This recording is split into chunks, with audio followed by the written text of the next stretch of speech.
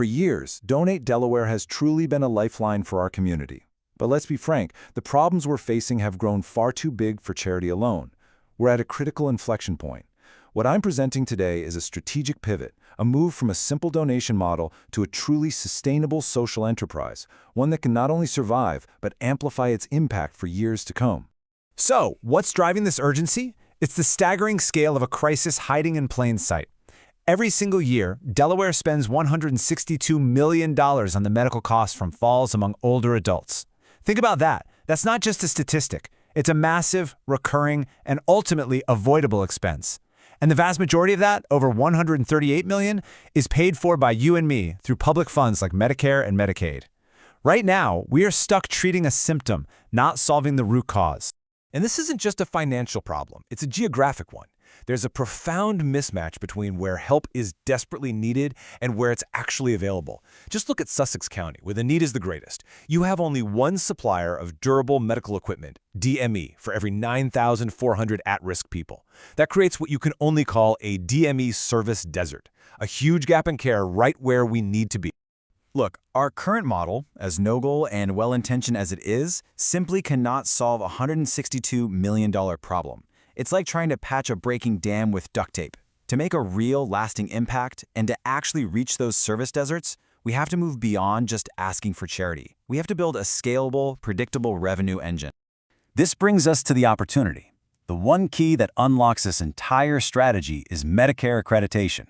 Now, this is the highest bar to clear in our industry. It isn't just some gold standard for quality and compliance. For our purposes, it is the mandatory prerequisite. You see, you simply cannot bill Delaware Medicaid or its managed care organizations without first being an enrolled Medicare supplier. This is the linchpin. And here's the beauty of it. Achieving that gold standard of Medicare accreditation, well, it sets off a strategic domino effect. First, it makes us eligible to enroll as a Delaware Medicaid provider. Then, with that in place, we can go and secure contracts with the big managed care organizations, the Highmarks and AmeriHealths of the world. Each step unlocks the next. It creates a clear, logical path to financial independence. So let's be perfectly clear about what this means. This represents a fundamental shift in our identity. It's about moving beyond the mindset of a traditional charity and becoming a durable social enterprise. We are building a business that generates its own revenue to fuel its own mission. It's a virtuous cycle of impact and income. Of course, a strategy is only as good as its execution. So the question is, how do we actually make this happen? What follows is a concrete, de-risked, 180-day roadmap.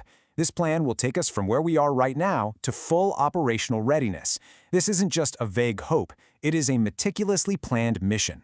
So here's how this mission unfolds over the next 6 months. In the first 15 days, we're in the intel phase. That means getting key alignment with the director of Medicaid to really understand the landscape. By day 30, it's the audit. We'll bring in specialists to do a full gap analysis against Medicare's tough standards. By day 90, we complete the build, upgrading our operations, our inventory, everything to meet federal compliance. And then finally, by day 180, we launch. We submit our application and start our very first pilot reimbursement claims. Yes, it's an aggressive timeline, but it is absolutely achievable. This brings us to the final and most critical piece of the puzzle, the investment logic.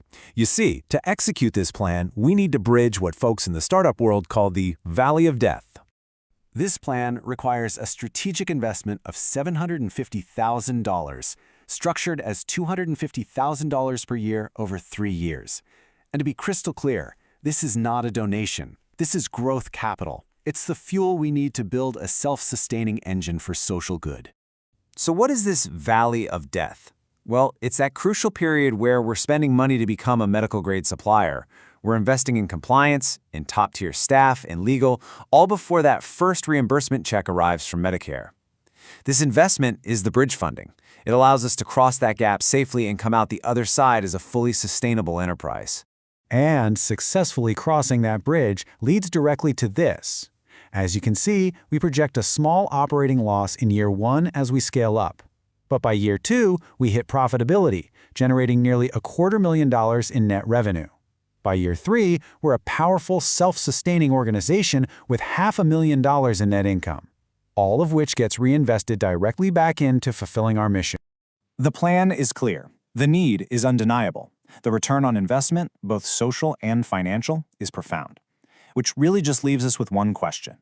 If a $250,000 investment can unlock millions in sustainable revenue and solve a $162 million state crisis, why isn't it happening?